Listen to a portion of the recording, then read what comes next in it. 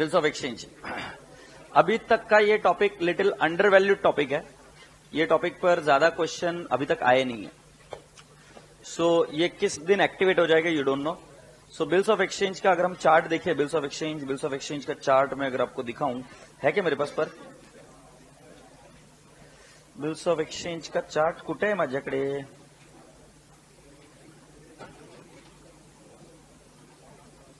I am so sorry.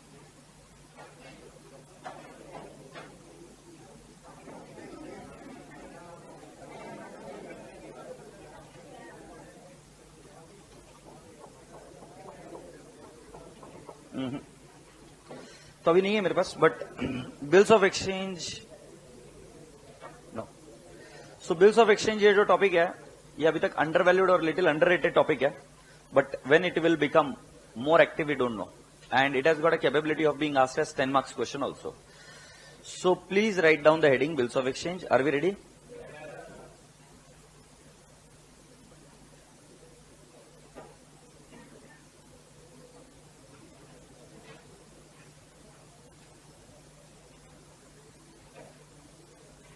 Bills of exchange. अच्छा, ये जो टॉपिक है एकदम इंटरेस्टिंग और सिंपल है। ये टॉपिक मैं अभी क्यों ले रहा हूं, क्योंकि मुझे before I go further to any other topic, इससे जर्नल एंट्री आपकी परफेक्ट करा देंगे। तो ये टॉपिक किस लिए करना है, इंस्टीट्यूट ने टॉपिक क्यों डाला है? For your journal entry strengthening.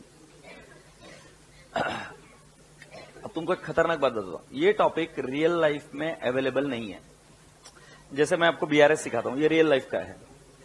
जैसे मैंने आपको फाइनल अकाउंट सिखाया, ये रियल लाइफ से रिलेटेड है। इन्वेंट्री टॉपिक रियल लाइफ से रिलेटेड है, राइट? और कौन से टॉपिक हुए अपने, कौन सा?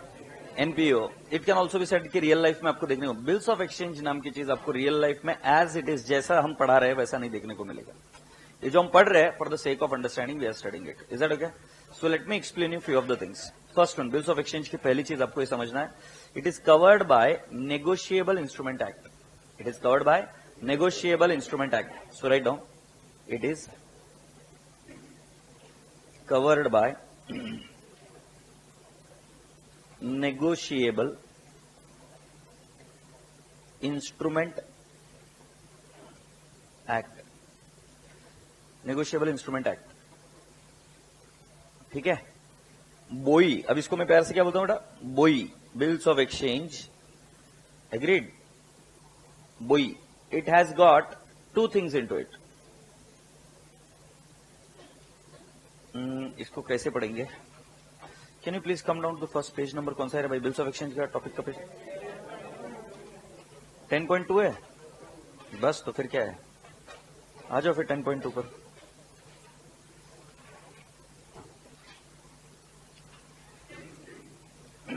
इस चीज में हम एक्चुअली बिल्स ऑफ एक्सचेंज नहीं बोलेंगे, इसको बोलेंगे कि in this chapter we are going to study two things. Okay, in this chapter we are going to study two things. One is BOI, bills of exchange, and the other one is called as promissory note.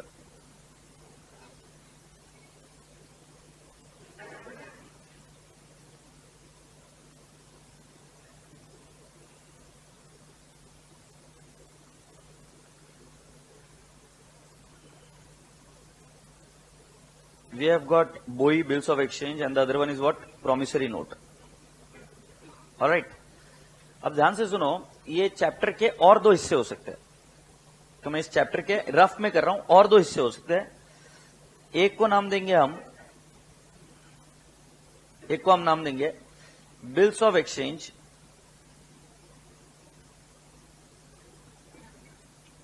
Right? और दूसरा हम लिखेंगे accommodation of bill.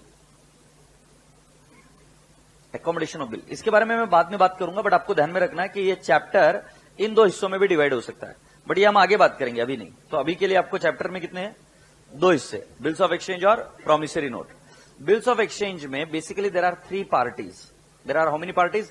Three parties. One is called as drawer, drawee and payee. Drawer, drawee and payee, ठीक है? Promissory note में there are only two parties.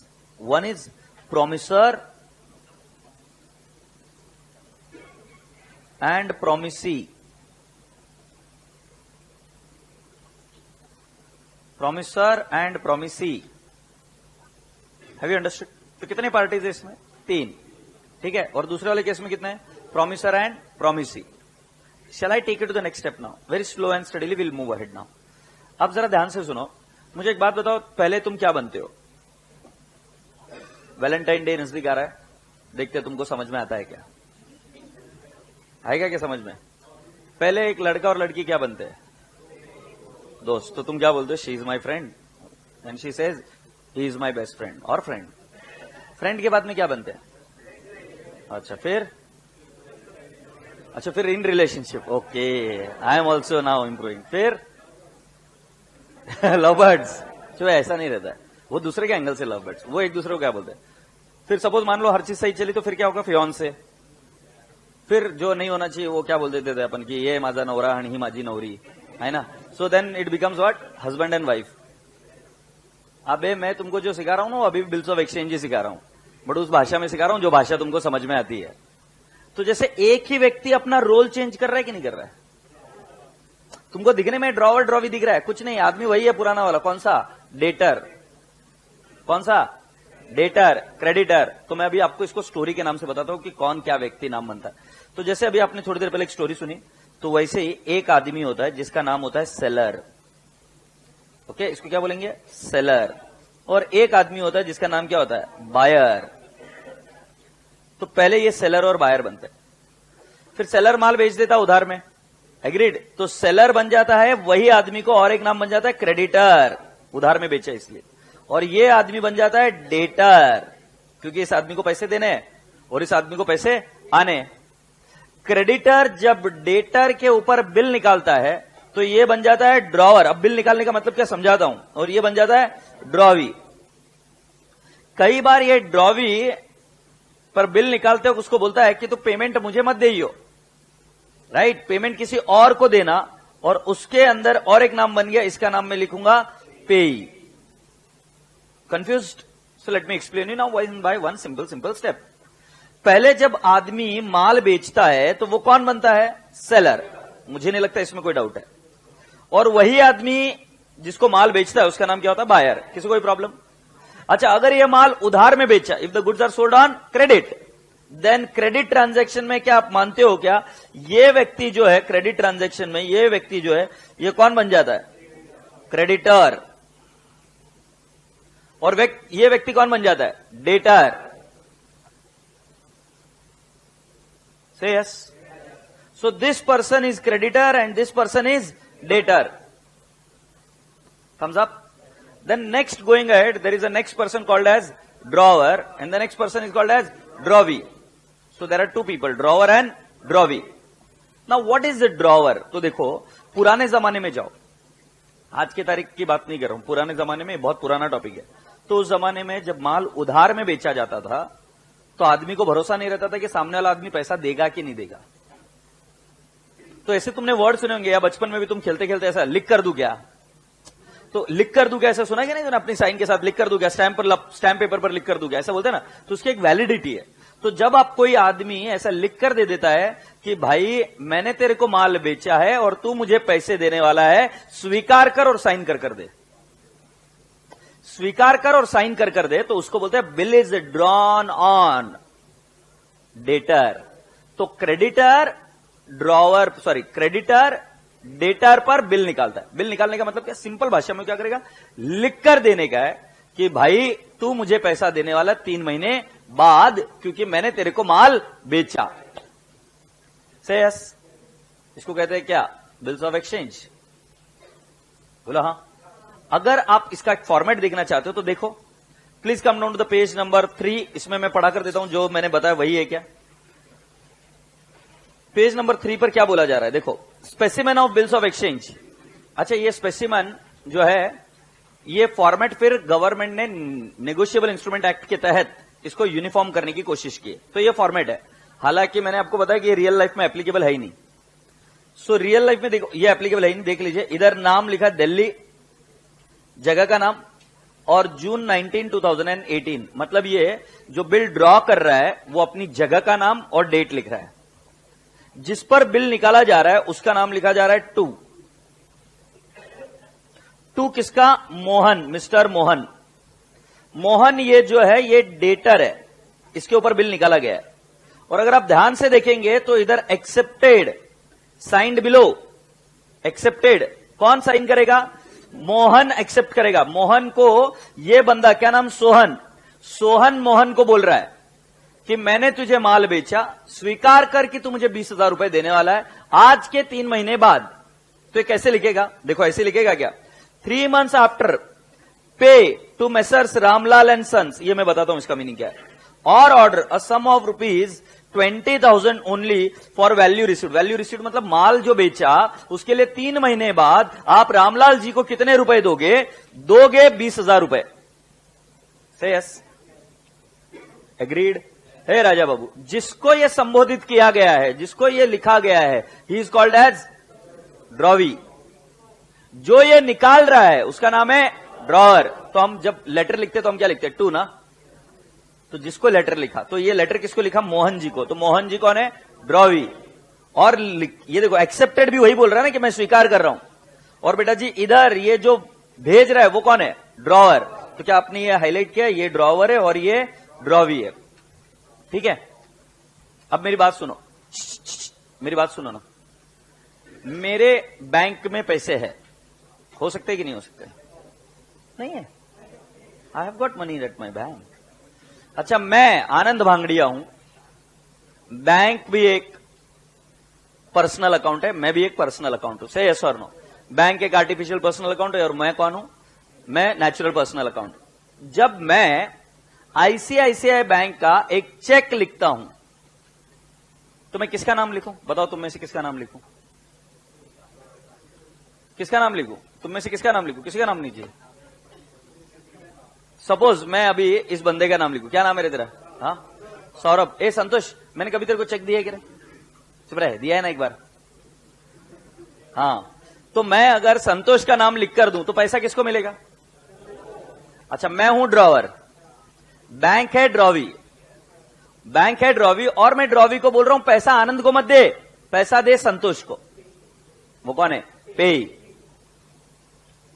तुम मानोगे नहीं, cheque is also covered under negotiable instrument act. So मैं हुआ drawer क्योंकि मैं चेक ड्रॉ कर रहा हूं। किसके ऊपर ड्रॉ कर रहा हूं? आईसीआईसीआई बैंक पर। और बैंक को बोल रहा हूं कि भाई तू किसको पेमेंट कर? उस आदमी को पेमेंट कर। तो उसमें भी देखो डेट रहता है कि नहीं रहता है। और उसके बाद में नीचे मैं साइन कर देता हूं कि आप इसको पेमेंट करो, यस और no. So have you understood? मुझे बताओ, बिल्स ऑफ एक्सचेंज में कितनी पार्टीज होती है? 3। कई बार ड्रॉवर और पेई एक ही व्यक्ति हो सकता है, क्योंकि पैसा जरूरी नहीं मैं हर बार किसी और को ही दूंगा। कई बार पैसा चेक देकर मैं खुद के लिए निकाल सकता हूं। तो तुमने वर्ड सुना होगा, पापा निकालते हैं सेल्फ चेक। तो उसमें हम नाम क्या लिखते हैं? To self. तो फिर हम साइन कर देते, मतलब उसमें ड्रॉवर और पेई एक ही व्यक्ति है। से यस? तो अभी हम पहले थोड़ी देर में इसको समझने की कोशिश करते हैं कि कौन कौन लोग होते हैं। पहला कौन होता है? सेलर।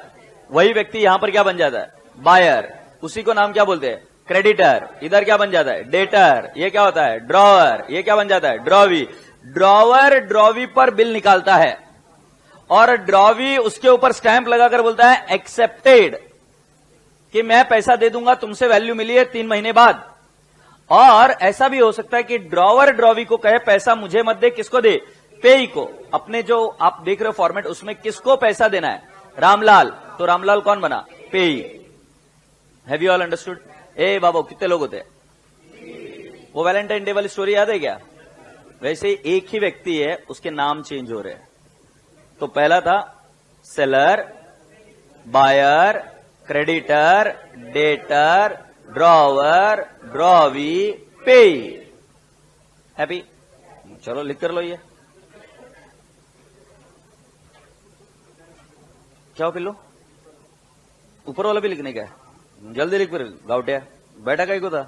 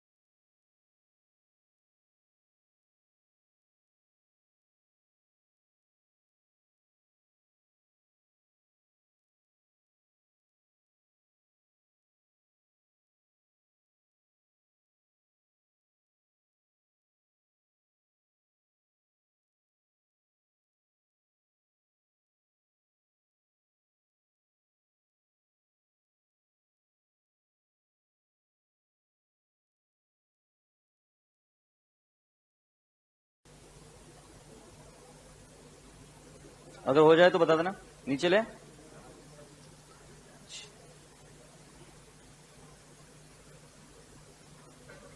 अगर वन लाइन क्वेश्चन है कि who draws bill on whom, so creditor draws a bill on debtor, या drawer draws a bill on drawee, and who is what I can say, whom the payment is made, the payment can be made to a third party called as payee.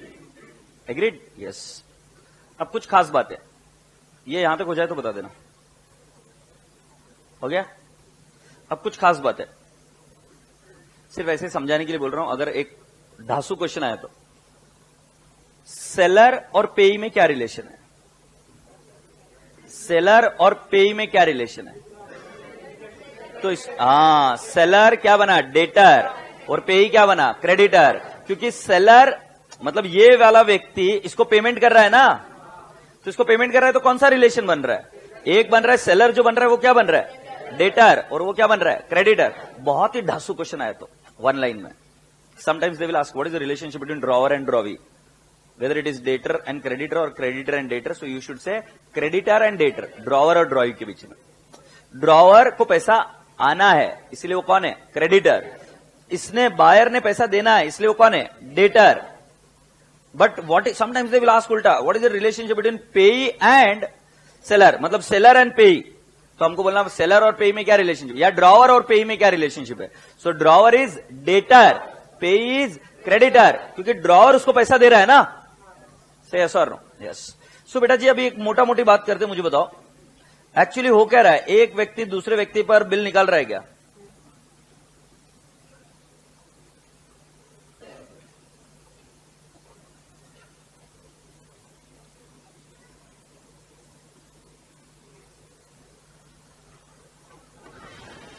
Are we ready?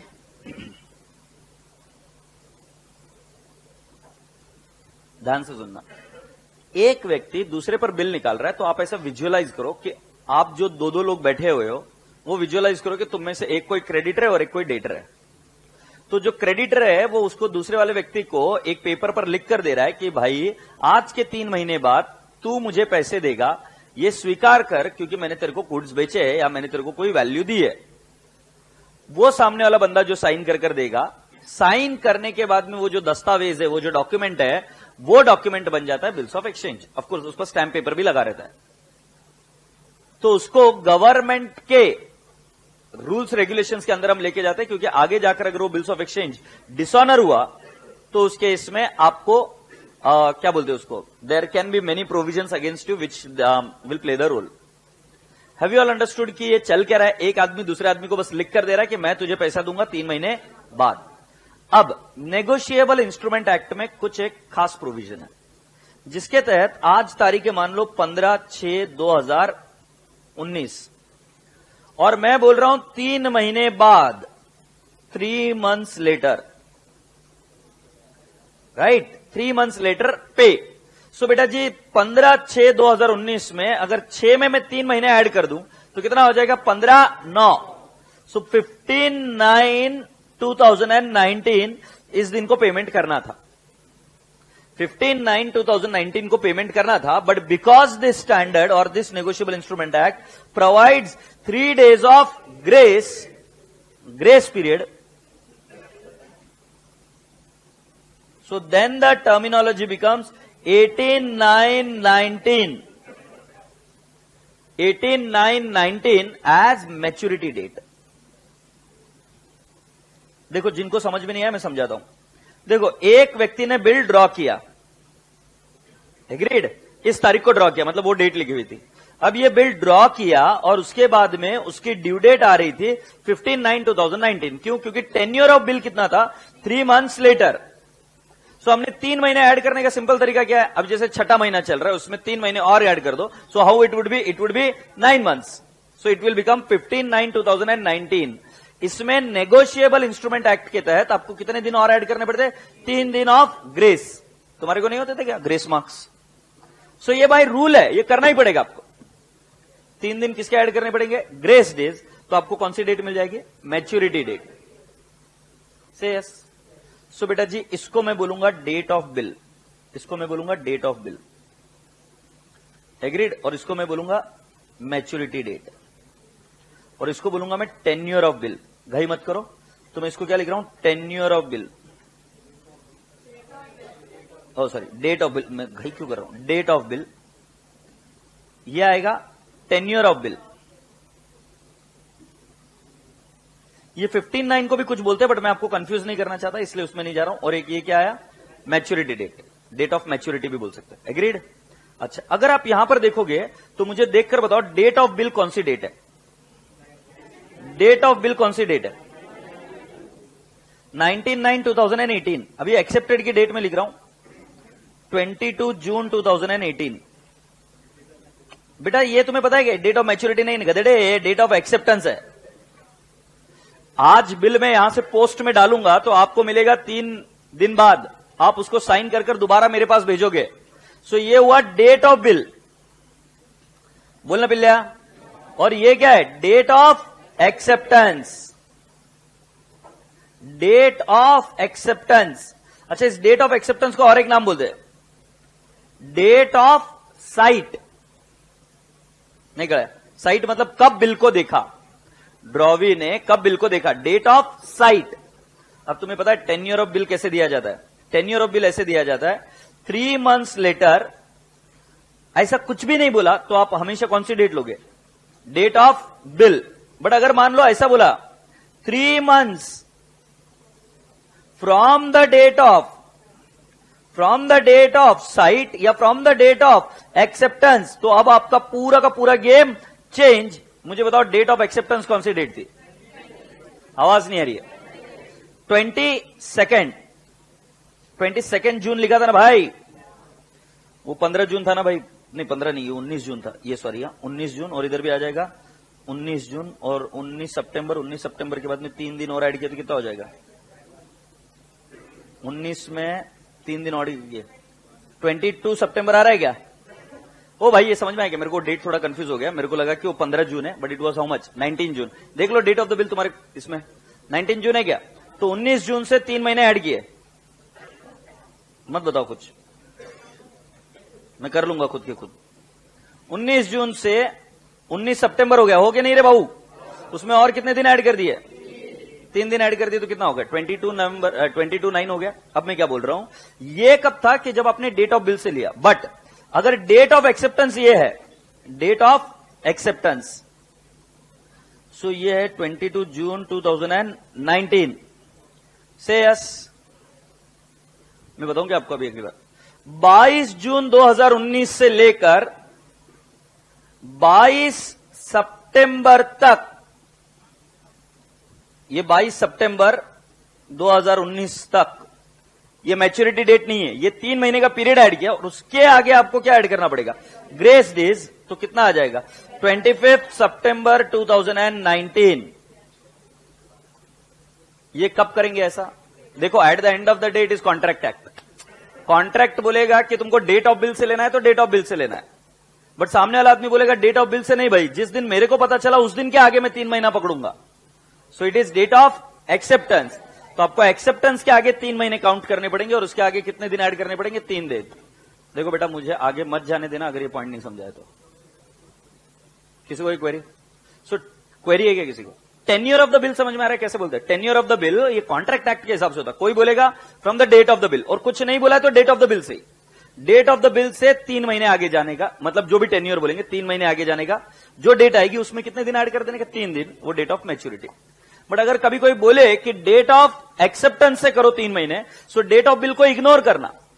You have to start from date of acceptance and continue for how many months, 3 months, and add how many days, 3 days of grace. Say yes, and with this you will be able to calculate what, maturity date। ठीक, all right, so ये लिख कर ले लीजिए। अच्छा मैं तुमको अभी थोड़ी सी प्रॉब्लम में डालने वाला हूं, तुमको मालूम है ना, मैं पहले प्रॉब्लम में डालता हूं फिर निकाल लेता हूं, तो तुम करोगे ना ऐसा जैसे मैं बोलूंगा ऐसा, देखते कितने लोग करते हैं।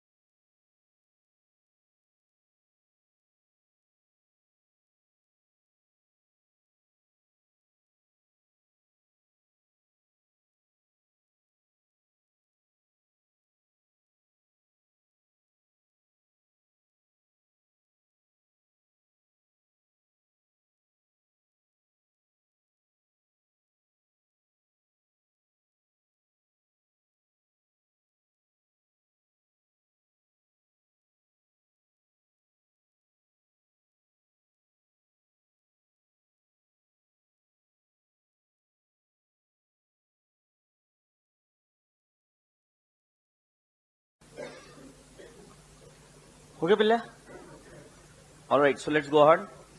यहां तक क्लियर हुआ बेटा? अब सुनिए, अगर मैच्योरिटी डेट संडे रहा, हॉलिडे रहा, Gandhi Jayanti, Christmas, Independence Day और रिपब्लिक डे, ऐसे अगर पब्लिक हॉलिडे रहा मैच्योरिटी डेट, तो उस दिन तो पेमेंट नहीं हो सकता, क्योंकि अगर शॉप्स वगैरह या कमर्शियल ऑफिसेस बंद रहेंगे, तो उस केस में आपकी मैच्योरिटी डेट प्रीपोन हो जाती है by 1 day. Shall I repeat again? If suppose the date is public holiday, which is known from the earlier date only, in that case, you prepone your maturity date. I repeat the word, prepone your maturity date by 1 day. So let's understand, अगर मान लो 25 सितंबर, 25 सितंबर is public holiday, let's assume Sunday. Sunday अगर रहा तो आप एक दिन पहले maturity date कौन सी बोलोगे? 24/9/2019. Do all appreciate? ओके। अब आपको रिसेंट पास्ट में ऐसा याद आता है क्या कि आपको ऑल ऑफ सडन हॉलिडे मिला था? जैसे पुणे में जब आप आए थे तो बहुत बारिश हो रही थी, आपके इसमें ही हो रही थी ना?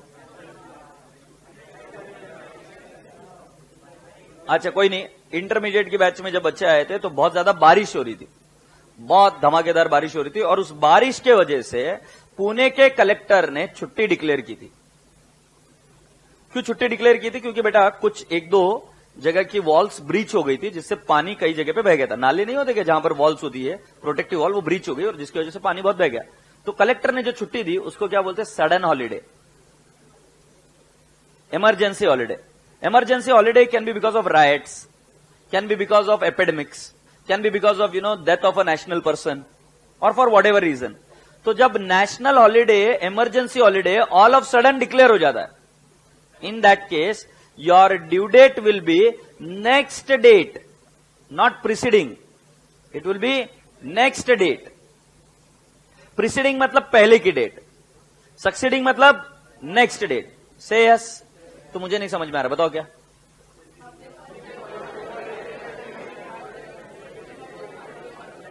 Very good. सो अगर पब्लिक हॉलिडे रहा तो प्रिसीडिंग डेट, और अगर इमरजेंसी हॉलिडे रहा तो next date.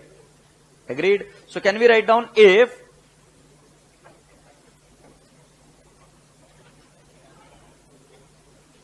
if maturity date, if maturity date is public holiday, if maturity date is public holiday, if maturity date is public holiday, फिर क्या करेंगे? then take preceding date या previous date बोलूं, easy, previous date as maturity date. For example, if maturity date is 2nd October 2020, then maturity date will be 1/10/2020. बरोबर है?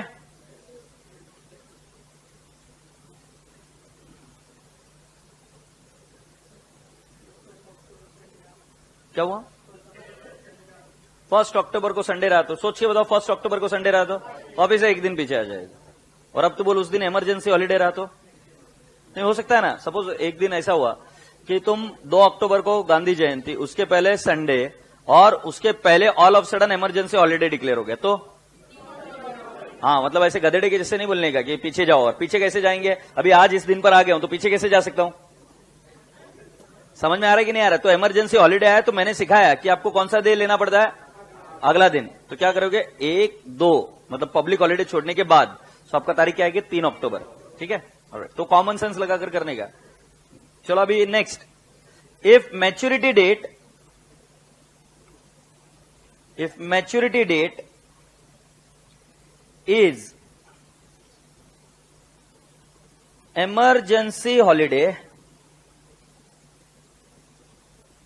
then take succeeding date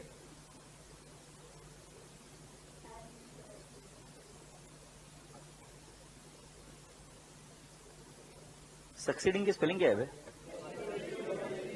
ठीक है, तुम लिख दो take next date as maturity date. जब easy तरीका हो तो मैं कॉम्प्लिकेटेड तरीका क्यों यूज करूं? सिंपल भाषा। Then take which date? Next date as maturity date. For example if maturity date is 10-10-20, but it is an emergency holiday. It is an emergency holiday.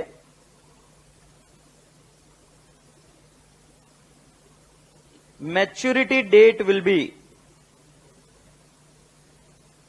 what?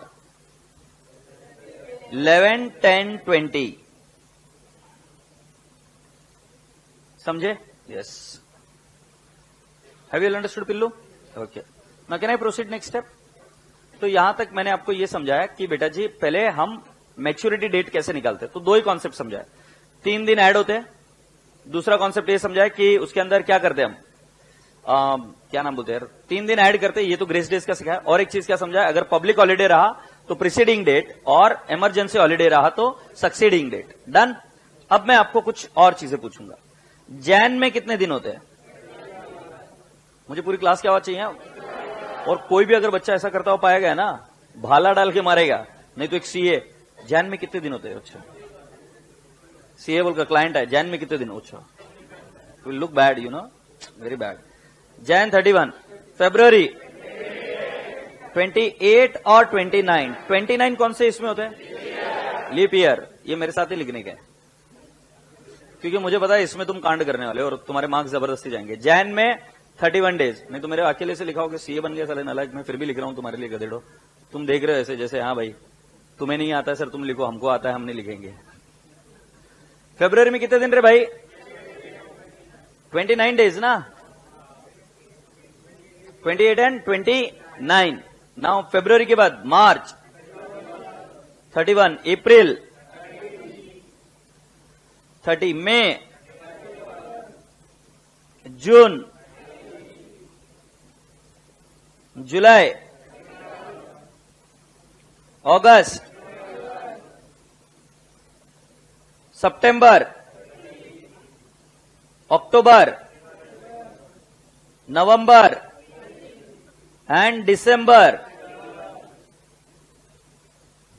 Agreed? अच्छा, पहले leap year के बारे में बात कर लेते हैं कि लीप ईयर कब होगा। जैसे 2004, 4 से जो डिवाइड होता है वो, जैसे 2020 अभी 4 से डिवाइड होता है, तो इसमें फरवरी में कितने दिन होंगे? 29। जैसे हम बात करेंगे 2016, 4 से डिवाइड होता है, so it becomes what? Leap year, which gets divided by 4। Now boys and girls, Jan में कितने दिन रहे? फरवरी में और 29। डन। ओके, तो तुमको अभी ये याद हो गया, देख लेते याद हो गया क्या? Trial and error. जुलाई, अगस्त, मार्च, सितंबर, अक्टूबर, जनवरी, फरवरी, 28 और 29, ठीक है, अप्रैल। तो यहां तक बेटा जी आपको मैंने ये बता दिया। अब देखो आपको क्वेश्चन कैसे आता है। सो क्वेश्चन में आपको एक ऐसी डेट दी जाएगी, 15 मार्च 2020 में ऐड करिए 3 मंथ्स। ठीक है, तो जब मंथ्स बोले ना तो आंसर एकदम सिंपल है। 15 मार्च, मार्च में 3 ऐड कर देने का कितना हो जाता है? 6। अगर ये 15-12 रहा और 3 महीने ऐड करने का रहा तो 15-15 नहीं बोलने का। क्यों 15-15 नहीं बोलने का? 15 महीना नहीं रहता ना लायक, लोग इज्जत खाएंगे तुम्हारी। तो थोड़ा सा कॉपी करने का, बट कितना थोड़ा सा मर्यादा है उसको। सो 3 महीने ऐड करने के बाद में अगर 12 के ऊपर गया तो साल चेंज कर देने का, 2021, और क्या हो जाएगा 15/3। तो बेटा जी मैंने अभी तक जो चीज सिखाई कि आपको मंथ में मंथ ऐड करो, मंथ में मंथ ऐड करो। तो कितना हो गया बेटा 15/3 में 15/6 हो गया, तो ये आया 15/6/2020। इसके अंदर ऐड करने का और कितने दिन, 3 दिन। सो ऐड किया 3 दिन, डेज में डेज ऐड करने का, तो कितना आएगा 18/6/2020। ठीक है, एग्जाम्पल 1 हुआ। एग्जाम्पल 2, अगर मान लो इधर है 29 मार्च 2020 प्लस 3 महीने, जल्दबाजी मत करो, तो मुझे बताओ कितना हो जाएगा 29 मार्च में 3 महीने, तो 3 में 3 ऐड किया तो कितना 29 जून 2020। अब इसमें 3 दिन ऐड कर देने का, तो येड़े के जैसे नहीं बोलने का, 29 + 3 कितना हो जाता है 32 जून। गाउटी 32 जून नहीं बोलने का, क्या बोलने का 2 जुलाई 2020। किसको क्वेरी है पूछ लो। नेक्स्ट थर्ड एग्जाम्पल, अगर मैं ये कहूं 29 मार्च 2020, नहीं 29 नहीं, इधर थोड़ा सा मुझे अलग लिखना है, 31 मार्च 2020 प्लस 3 महीने। सो बेटा जी ये तो हो गया जून 20, ये बराबर है क्या, पर 31 जून होता है क्या। तो बेटा जी इधर लास्ट डेट है, इधर भी इस महीने का क्या लेने का लास्ट डेट। अरे बोलो ना हाँ या ना, ये 31 से शुरू होता है ना, दिस स्टार्टिंग फ्रॉम 31, और ये 3 महीने ऐड किए तो 3 में 3 ऐड किया, जून हो गया। बट जून में क्या 31 डेज होते हैं, 30। सो लास्ट 30 डेज होते हैं ना, तो हम क्या लिख देंगे उसकी लास्ट तारीख 30 जून। अरे समझ में आ रहा है कि नहीं आ रहा है, कोई 1 जुलाई नहीं लेगा, 30 जून ही लेगा। और इसमें 3 दिन ऐड किया तो कितना हो जाएगा, ऐड 3 डेज, तो कितना हो जाएगा 3 जुलाई 2020। कोई ऐसा बोलेगा 33 जुलाई या 33 जून। समझ में आ रहा है ना भाई, पक्का। अब्बा जब्बा डब्बा लिख कर लो ये examples. How to calculate the due date.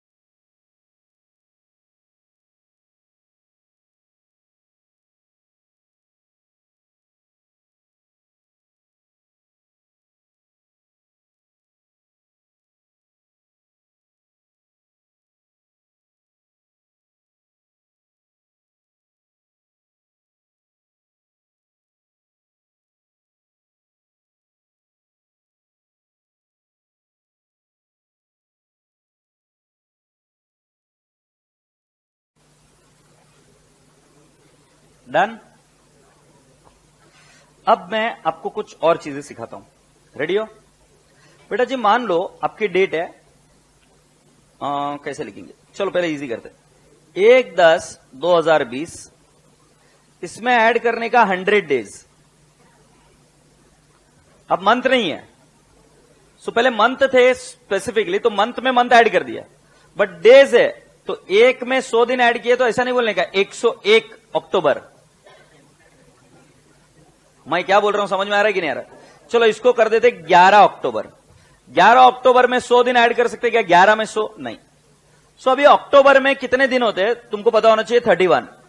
ये देखो कैसा डेज जब दिया रहेगा तो कैसा करना, अक्टूबर में कितने दिन रहते हैं 31। सो 31 में से पहले गए 11 क्योंकि 11 डेट से ऐड करना है ना, तो 11 दिन ऑलरेडी बीत गए। से यस, तो कितने दिन बचे 20। ये बात क्लियर हुई क्या?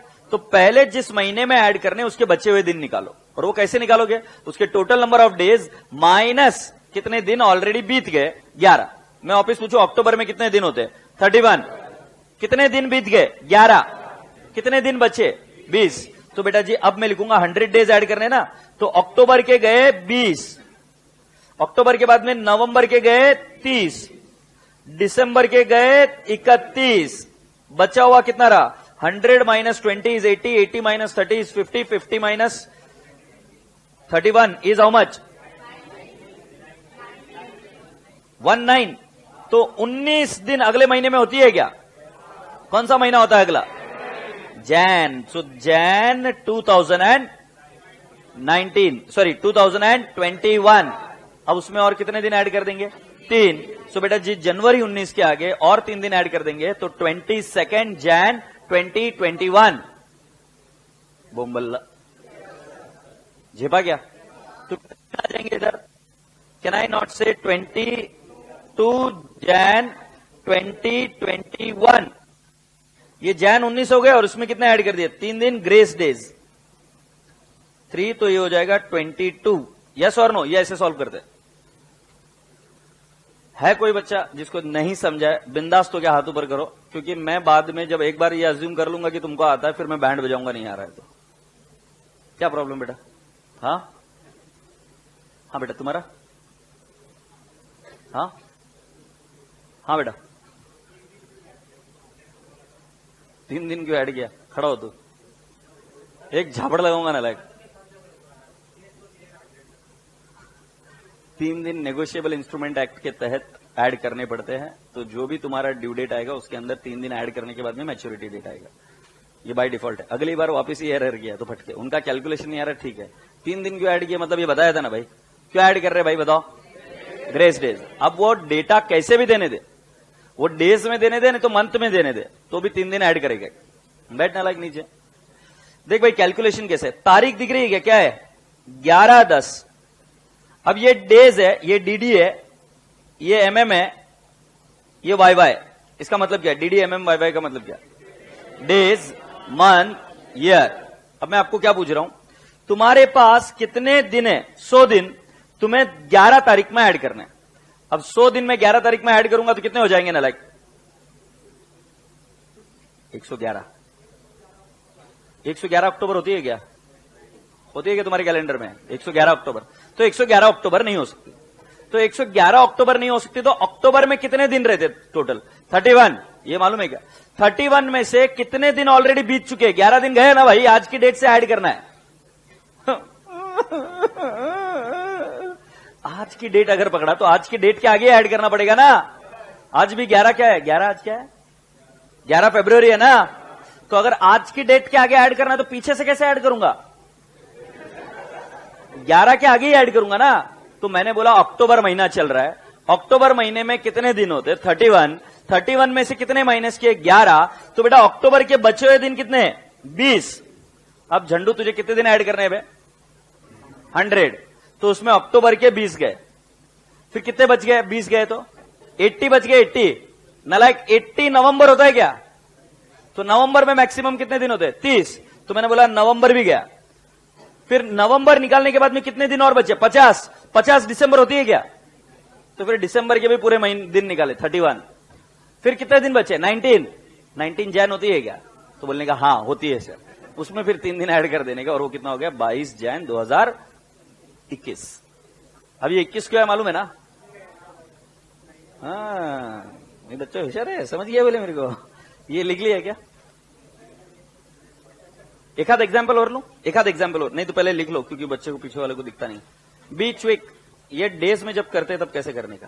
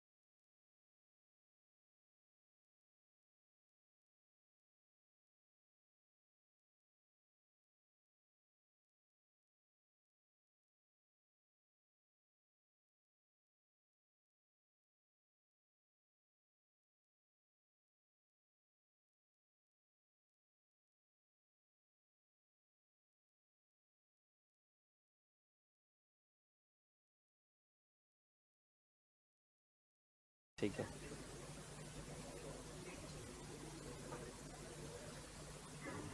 चलो अगला देखेंगे, देख लेते। 5/2/2020, वाओ अच्छा क्वेश्चन लिया। इसमें ऐड कर देने के तुम्हारे लिए मजे लेता हूं मैं। 150 डेज, अपने घर का ही राज है। वाह, तो मैं अभी आपसे क्वेश्चन पूछू क्या? फेब्रुवरी महीना है, उसके अंदर 150 डेज ऐड किए, तो तुम ऐसा बोल सकते क्या 155 फेब्रुवरी? नहीं। तो मुझे बताओ फेब्रुवरी के कितने दिन बचे?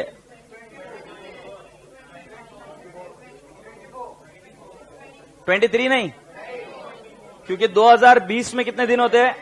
29। सो 29 माइनस 5, 24। अभी कोई कांड करने वाला क्या? 150 माइनस फेब्रुवरी के बोल रहा हूं 24। भाई समझ में आ जाएगा ना? हे भाई अभी समझ में आ रहा है क्या? हो शाकाल, समझ में आ रहा है क्या? ये फेब्रुवरी गया, मार्च 31, अप्रैल 30, मई 31। अंदाज लेते रहने का कि कितने दिन हो गए। अभी जैसे इसमें 90 हो गए, 100 के आसपास हो गए, हाँ या नहीं? मई, जून 30। अब मुझे लगता है उसके बाद में माइनस करो और मुझे बताओ कितना रह रहा है? क्या आ रहा है? 4 आ रहा है क्या? तो जुलाई के 4 जुलाई हो सकती है क्या? और उसमें कितने दिन ऐड करेंगे? 3 प्लस 3 डेज, तो कितना हो जाएगा? 7 जुलाई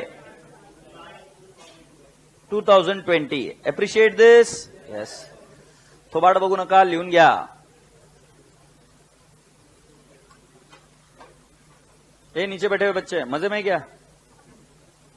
ओ, अब आवाज नहीं निकली, कमी नहीं की।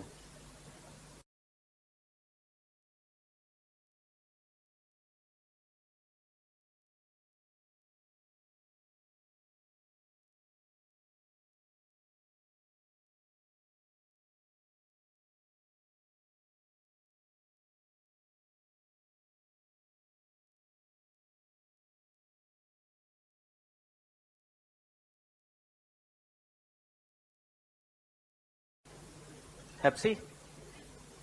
Shall I take it to the next step? Here we go. Shall we go? Okay, amigo. Here we go. अब मैं आपको पूछता हूं, 2 शब्द और सिखाने बाकी है मेरे को आपको। तो मैंने क्या क्या सिखाया देख लो अभी डेज में।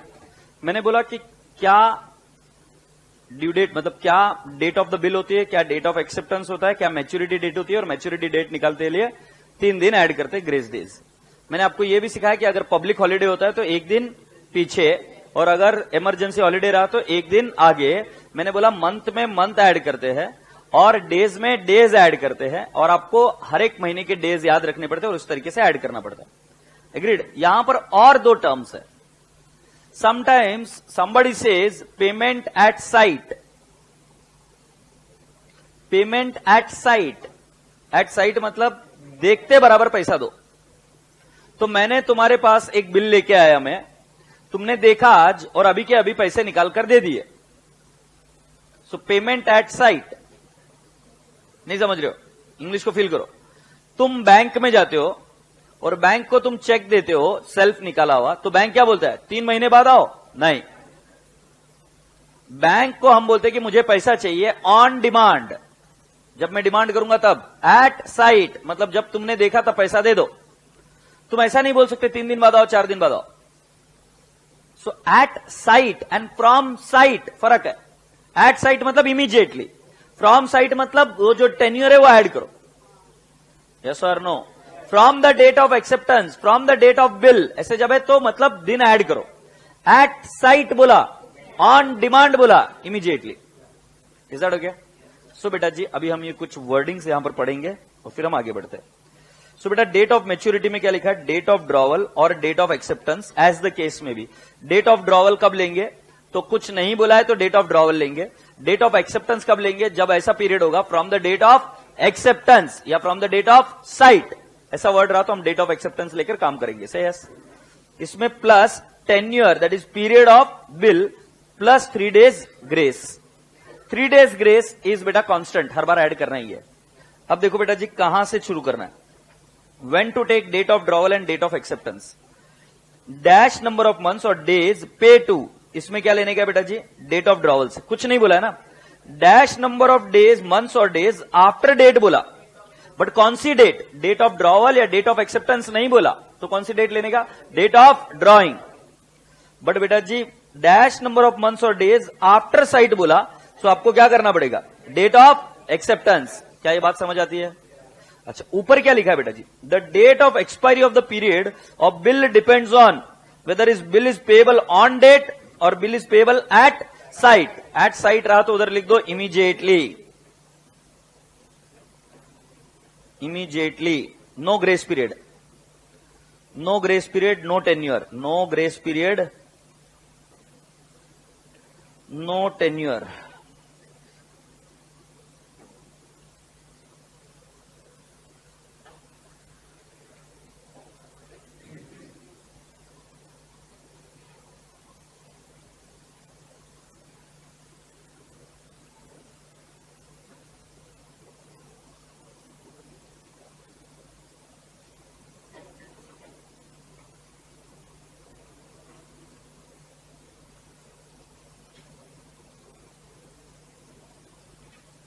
Shall we go ahead?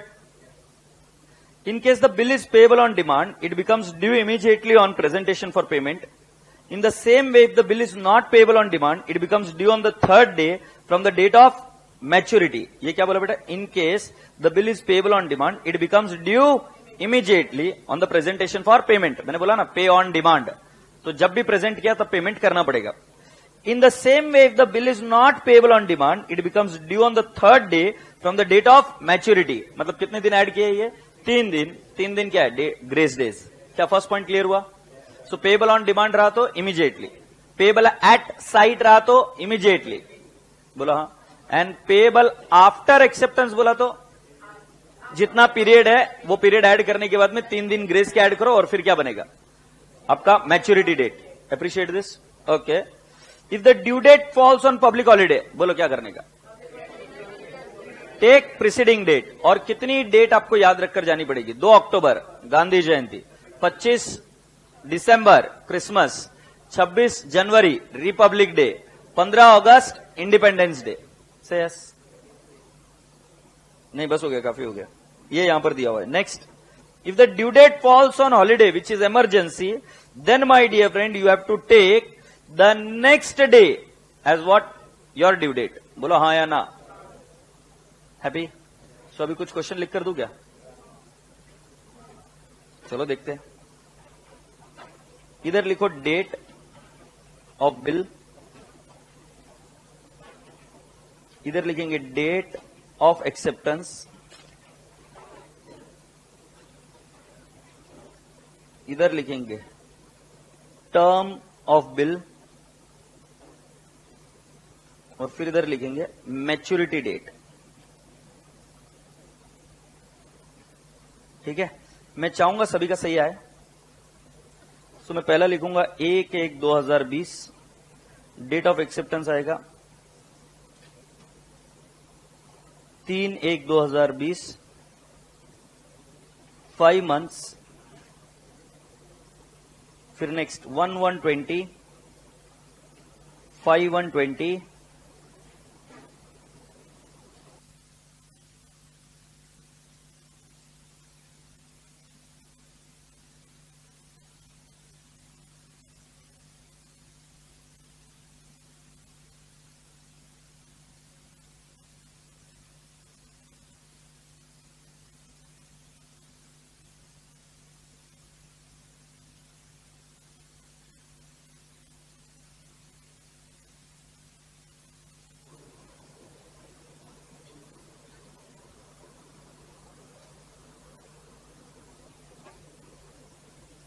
two months from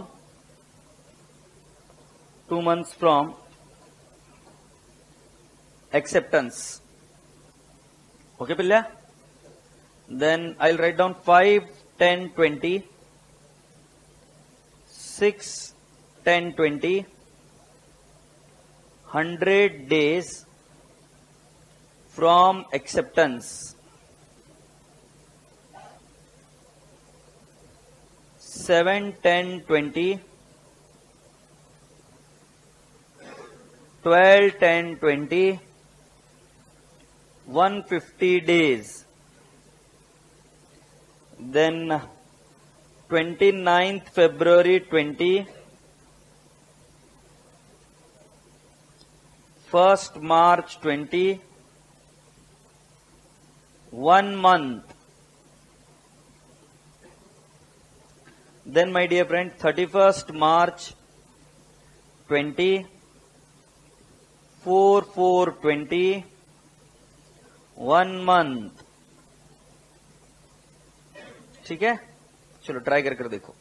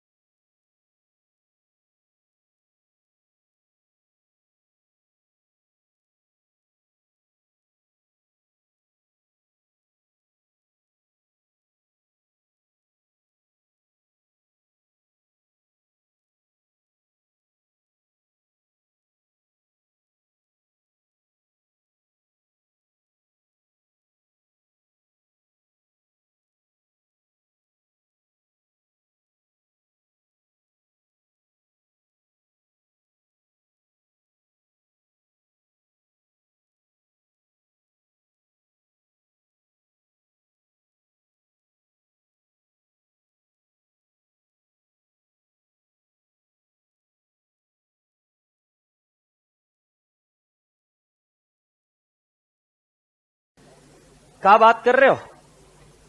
तुम्हारे दिन निकल गए क्या? कैलकुलेट हो गए क्या? यार ये हिंदी में कुछ दिन निकल गया क्या, कुछ गलत होता है क्या मीनिंग उसका? क्या मीनिंग होता है इसका? अच्छा, अरे भाई मैं ऐसा कुछ नहीं बोल रहा है. आई am so sorry for that. चलो चले गया. तुझे बहुत पता है बे.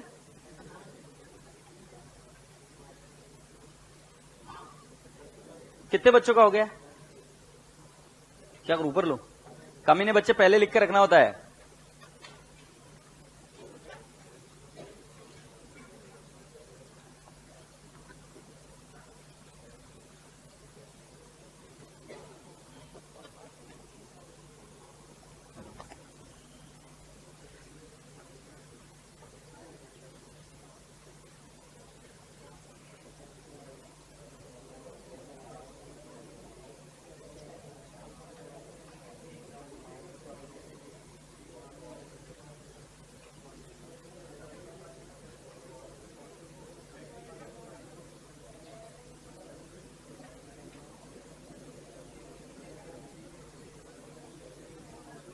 Yes, can I not have 1/1/2020 से लेकर 3/1/2020 5 महीने बेटा जी। सो एक में 5 ऐड किया, एक में 5 ऐड किया तो कितना हो गया 6। तो क्या लिखेंगे? नहीं मुझे नहीं समझे, क्या बोल रहे? फोर्थ या 6 बराबर है पक्का? सो बेटा जी 4 जून 2020 कितने बच्चों का ऐसा ही है? वाओ, ए माकड़ तुम्हारा कहां गलत हुआ है मंचूरियन? शादी में है क्या मेरी एक्सेप्टेंस का किया बोलकर? बैंडी साले, वैलेंटाइन डे नजदीक आ रहा तो एक्सेप्टेंस लग रहा है तेरे को, होपलेस। ए आगे वाले मटर पनीर क्या हुआ था तेरा? हाँ वही बोला, क्यों चुक लो? क्यों गलत हुआ बेटा? कहां गलती हुई आपसे? हाँ अरे अभी कहां गलती हुई ये पूछ रहा हूं, वो ठीक है, वो डोंट वरी। अरे बाबा आई लव यू यार, तेरे को सिर्फ पूछ रहा है गलती कहां हुई, डोंट वरी। ठीक है, तेरे को नहीं बताने तो मत बता, सीक्रेट रख, टॉप सीक्रेट। ठीक है, अभी अगले इसमें किसमें ऐड करेंगे? डेट ऑफ एक्सेप्टेंस में या एक में एक्सेप्टेंस? तो एक में 2 ऐड कर दिया तो 2 3, तो 5 3 में 3 ऐड किया 8 3 2020। हाथ ऊपर करो जिसका सही है ये। गुडू गुडू, वेरी गुड। अभी 100 डेज फ्रॉम एक्सेप्टेंस ये किसमें ऐड किया? 5 में या 6 में? अच्छा 10वां महीना कितने दिनों का होता है? 30 या 31? एक हाथ कमीना तो रहेगा जो बताएगा नहीं है अभी, बट उसने 30 लेकर बैठा है। तो 31 माइनस 6 कितने दिन बचे? 25। अच्छा ठीक है, तो फिर मैं अभी क्या करूंगा 100 माइनस 25, ये किसका गया? अक्टूबर। नवंबर का 30, दिसंबर का 31, माइनस मारो तो कितना बच जाता है? अच्छा जैन भी निकल जाएगा क्या? तो जैन के कितने? 31, अभी माइनस मारो तो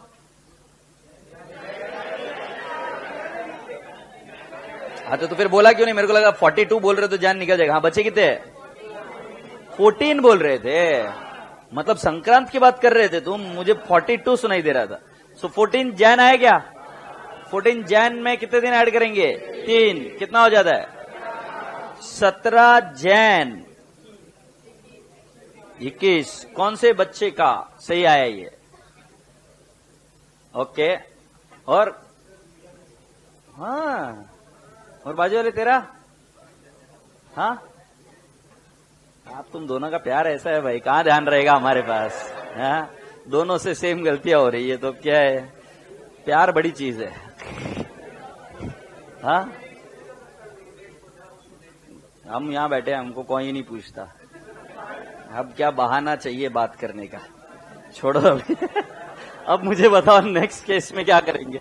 7/10/2020 और 12/10/2020 इनमें से कौन सी डेट में 150 डेज? 7/10 में। अभी 10वें महीने में कितने दिन? 31, उसमें से 7 गए, कितने बचे? तो 31 में से 7 गए कितने? 24। सो ये देखो कितना 150 चाहिए क्या?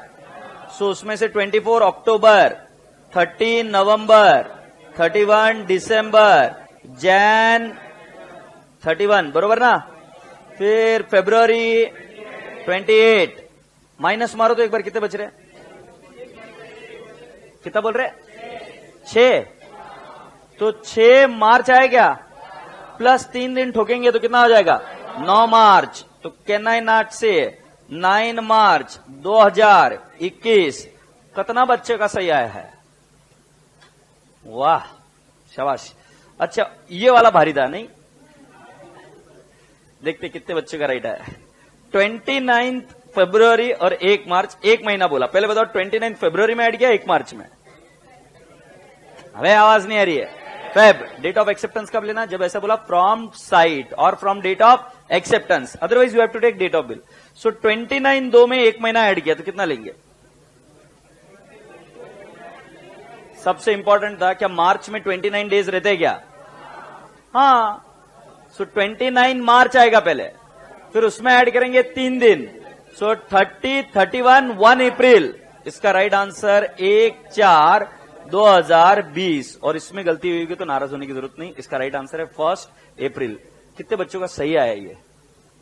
गुड। और अगर गलत भी आया होगा तो टेंशन नहीं। तुमने क्या कांड किया होगा? 29, तो इधर का इसका लास्ट डेट लिया होगा 31 मार्च। किसने सिखाया? 29 मार्च नहीं रहता है क्या गाउटी? अच्छा, लास्ट में मतलब तुम अगर रिचार्ज कराओगे 29 को तो कब खत्म होगा? 1 महीने का बोला तो 28 को। ऐसा थोड़ी ना, नहीं 31 मार्च। ऐसा क्या है भाई, तू चल भाई लास्ट दिन तक चल, ऐसा नहीं होता। ये बाबूडिया 31 मार्च से लेकर और 4 अप्रैल, इन दोनों में से पहले कौन सा लेने का है? 4 अप्रैल या 31 मार्च? अब बहुत भारी। अब 31 मार्च में 1 महीना ऐड किए तो 31 अप्रैल तो हो नहीं सकता, तो लास्ट डेट लेने का 30 अप्रैल। 1 मिनट डीप साइलेंस जिन्होंने 1 में लिया कि एक दिन कम पड़ रहा है 31 में, चलो 1 में ले लेते हैं, नहीं चलेगा। सो 31 मार्च से लेकर 1 महीना, और अगले महीने में 31 तारीख नहीं आती तो आप उसकी लास्ट डेट लोगे 30। So 30 April will become what? Due date. उसमें ऐड करेंगे 3, सो आपका आंसर आएगा 3 मई 2020। कौन सा बच्चे का राइट आएला है?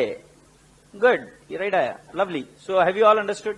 अच्छा, इसके अलावा बेटा जी अब आपको ध्यान में रखना है कि पब्लिक हॉलिडे रहा तो 1 दिन पहले का, और इमरजेंसी हॉलिडे रहा तो 1 दिन बाद का।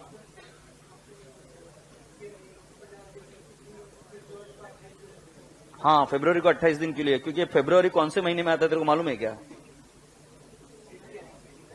ये फरवरी कौन से है इसका मालूम है क्या? 2020 का कैसे रहेगा बे? ये 2020 का नवंबर, ये 2020 का, और ये 20, तो दिसंबर के बाद में तुम्हारा वापस 2020 चालू होता क्या? गाउटी। तुम सोच रहे होंगे इसमें चिल्लाते क्यों है आनंद सर? अरे क्या करूं मालूम है क्या कि एकदम कॉमन सेंस चीजें रहती है।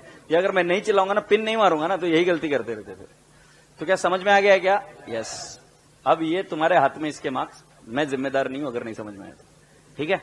ऑलराइट। सो अभी मेरी बात सुनो। मैंने आपको कहा था कि इस टॉपिक में मैं ब्रेक दूंगा बीच में, नहीं अभी नहीं दे रहा हूं। तो मैं अभी तुमको कुछ चीजें लिखा कर दूंगा। ये चीजें लिखा कर देने के बाद में मैं आपको ब्रेक दूंगा, जिस ब्रेक में आप इसको याद करेंगे। फिर हम करेंगे रैपिड फास्ट राउंड, जिसके अंदर किसी भी बच्चे को सामने बुलाकर उस पर भाषण देने के लिए लगाया जाएगा। क्योंकि मुझे पता है ये सबसे इंपॉर्टेंट पार्ट चल रहा है अभी, तो सभी लोग ध्यान देंगे। तो पहला, तुम इतना गुस्सा आता है ना मेरे ऊपर, but I can't help it, ठीक है? सो आप रेडी हो? सो एक बंदा होता है, इसको क्या बोलेंगे? सेलर। और ये कौन है? बायर। ठीक है, मुझे इनके नाम बता दो कुछ भी, अपने क्लास के कुछ नाम ले लेते। राइट, कुंदन तू ही है ना? अपन उनका नाम लेंगे। एक था पांडु, ठीक है? एक था Jhandu. So Pandu is seller और Jhandu is buyer. Pandu is drawer, Jhandu is drawee, आणि हा आहे क्रेडिटर आणि आ आहे डेटर। वाह बेटा, ये तो सीख के आए हो एकदम। मैं आपको एंट्रीज आज सिखाने वाला हूं पांडु की बुक में, जो कौन है? ड्रॉवर। इसने इसको माल बेचा, एग्रीड? तो पहली एंट्री होगी Jhandu to sales, okay? In the bracket लिखूंगा debtors to sales. Can I not write down the figure 10,000 and 10,000? फोबाड़ मत देखो, अब लिखो ये, फोबाड़ मत देख।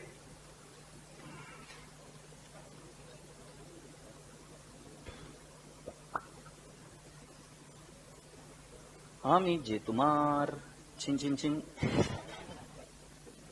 और ऊपर से फेंक बेटा, कोई दिक्कत नहीं है।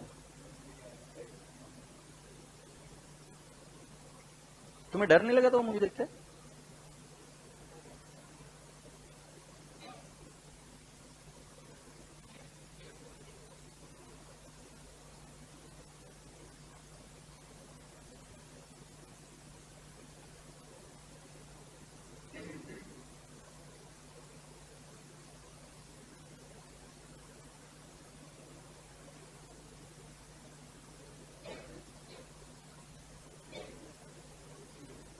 क्या होगा पिल्ला? पहले हाँ, नरेशन भी लिखना है क्या? ठीक है, लिखो बीइंग गुड सोल्ड टू झंडू, लिखो एंड यू ऑल्सो। पहले वाला एंट्री जमा किया भाई। Now can I take you to the next step? अब बेटा जी जो क्रेडिटर है पांडु है, वो बिल ड्रॉ करेगा झंडू पर, और झंडू उस पर क्या लिखेगा? एक्सेप्टेड, और साइन कर देगा। सो जब ये बंदा इस व्यक्ति के ऊपर एक डॉक्यूमेंट निकालता है, ये उसको एक्सेप्ट करता है, और एक्सेप्ट करने के बाद में रिटर्न भेज देता है। उस डॉक्यूमेंट को हम बोलते हैं bills receivable in the books of Pandu. तुमने बिल्स ऑफ एक्सचेंज है ना, बट बिल्स ऑफ एक्सचेंज में एक व्यक्ति उसको क्या बोलता है? बिल्स ऑफ एक्सचेंज, और दूसरा व्यक्ति उसको क्या बोलता है? Bills payable. तो इसको ये व्यक्ति क्या बोलेगा? इसको बिल्स रिसीवेबल, मतलब जो डॉक्यूमेंट है उसको ये व्यक्ति क्या बोलेगा? बिल्स रिसीवेबल, और ये व्यक्ति क्या बोलेगा? Bills payable.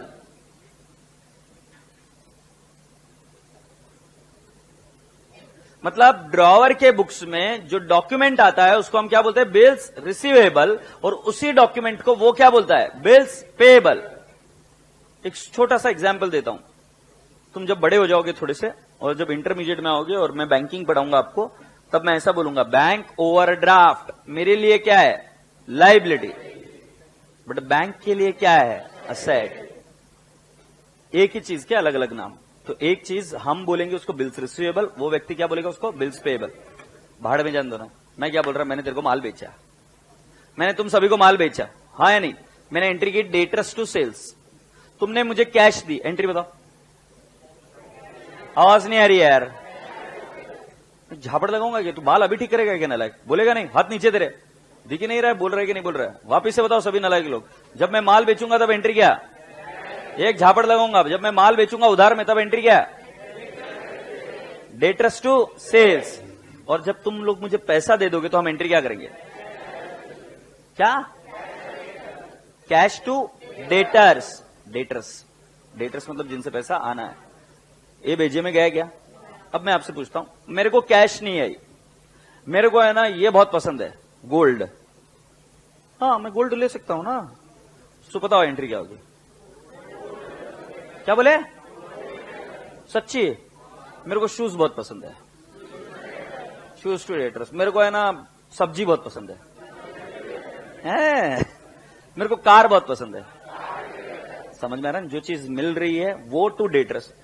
वैसे ही खोपचे में बता रहा हूं, मुझे बिल्स रिसीवेबल मिला, क्या बोलूंगा? अबे एक्चुअली एंट्री कैश की सिखा रहा है मैं तुमको। उधर कैश मिलती थी तो कैश टू डेटर्स, इधर बिल मिल रहा है तो bills receivable to debtors.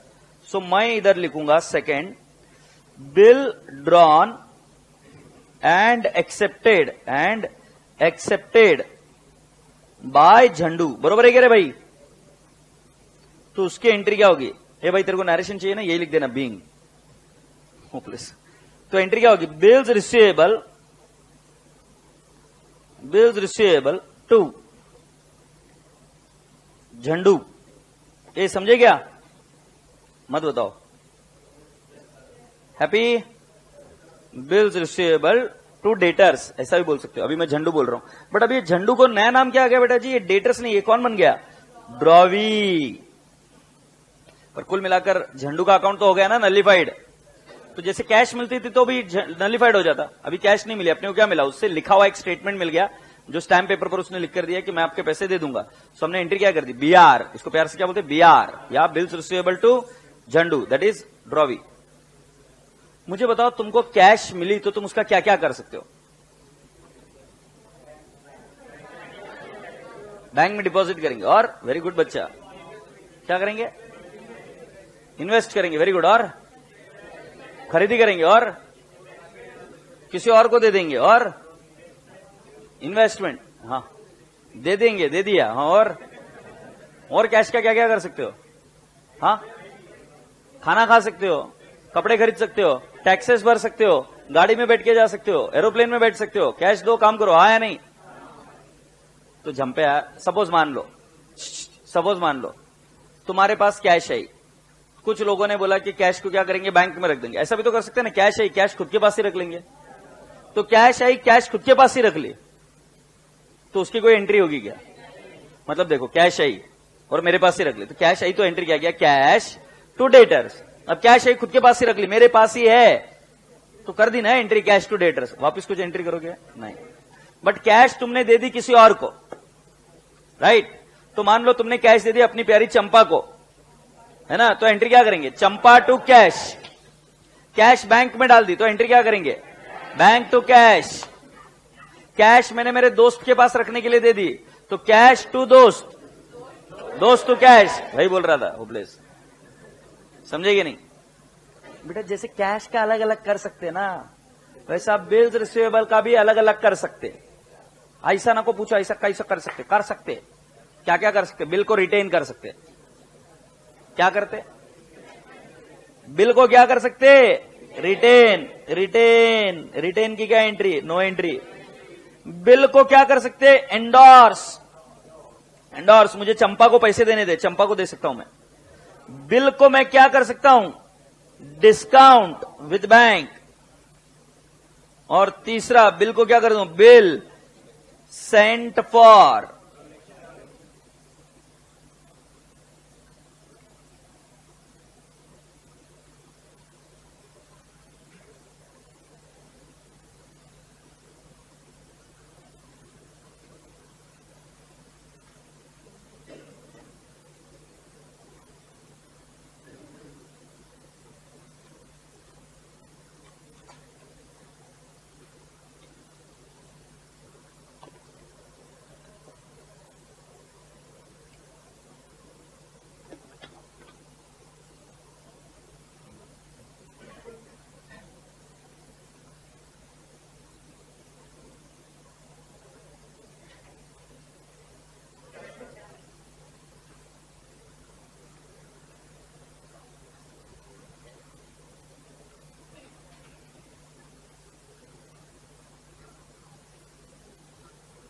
Ready?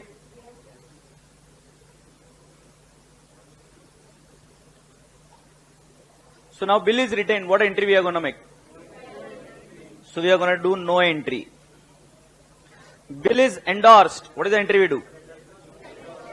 अभी मैं आपको बता दूं, बिल इज एंडोर्स मतलब हम किसको एंडोर्स करेंगे? देखो देखो देखो, हमको अभी किसी से बिल आया, बट हमको ये पैसा किसी और को भी देना हो सकता है।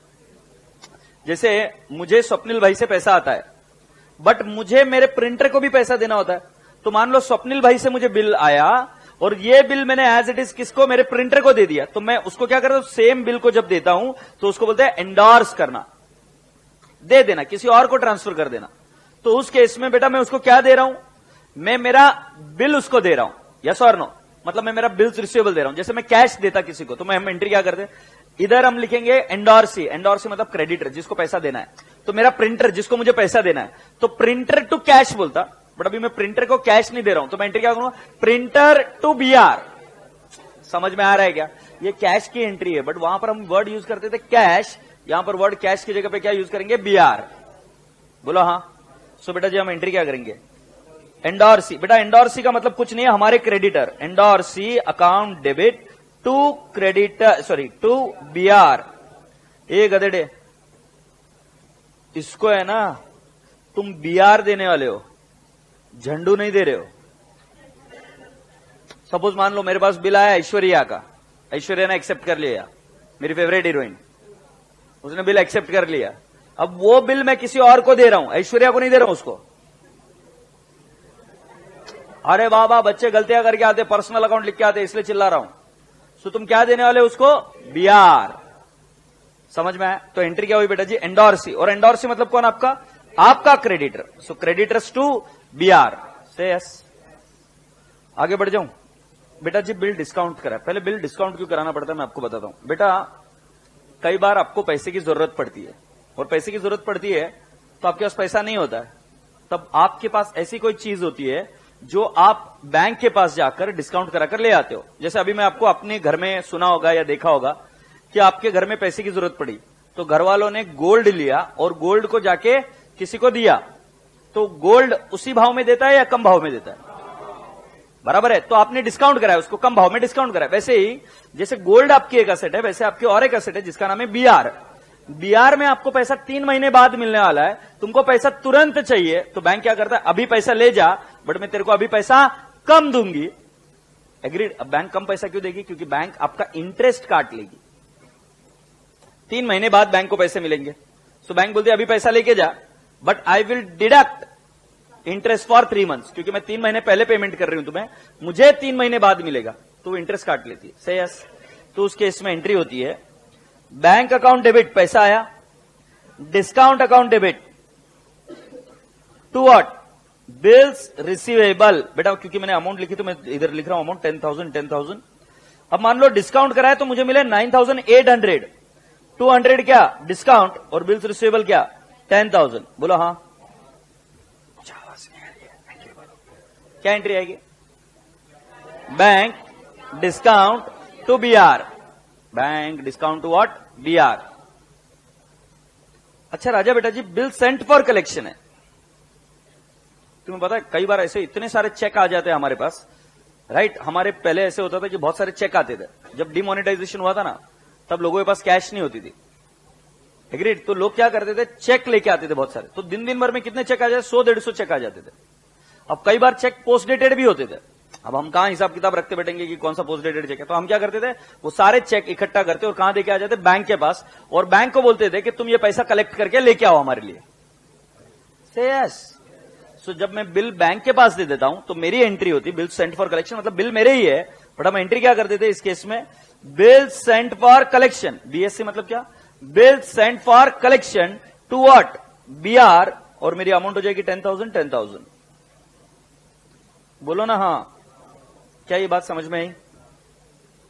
इसमें बिल मेरा ही है, बट मैं ये काम किसके ऊपर सौंप देता हूं, बैंक के पास। तुम्हें पता है एयरटेल के पास ऐसे बहुत सारे चेक आते हैं, तो एयरटेल वाले क्या करते हैं, बैंक को पकड़ते हैं और उसको बोलते हैं कि तू ही चेक क्लियर करवा के मुझे पैसा ला कर दे दे, जिसका बाउंस हो रहा है वो मुझे बता दे, हम उसका कनेक्शन काट देंगे। समझ में आ रहा है कि नहीं आ रहा है? सो बेटा जी, क्या हम इसको रिवाइज कर सकते हैं क्या?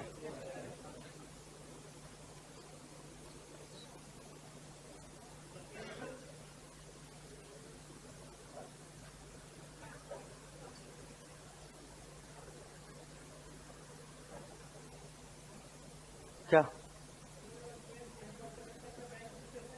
लेगी, बट अभी नहीं, कलेक्ट करते वक्त वो पैसा काटेगी। तो जैसे तुम डेबिट कार्ड और क्रेडिट कार्ड की भी ट्रांजैक्शन करते हो ना, तब तुम स्वाइप करते हो, सो उसमें भी बैंक पैसा काटती है, बट वो सारों का चार्ज एक साथ लिया जाता है। क्या होगा देख, मैं तेरे को बताता हूं, छोटा सा एग्जाम्पल देखना। तेरी बात बहुत दमदार है, इसीलिए मैं सभी को समझा रहा हूं कि ऐसा क्यों कर रहे हैं हम एंट्री, कलेक्शन के वक्त पैसा क्यों कटेगा। सपोज उस पार्टी से हमको पैसे आए 10,000 रुपए, तो हमें एंट्री तो 10,000 की दिखानी पड़ेगी। अगर मैं 10,000 की एंट्री नहीं दिखा रहा हूं तो पार्टी का अकाउंट नलिफाई नहीं होगा, तो पार्टी को 10,000 दिखाने पड़ेंगे।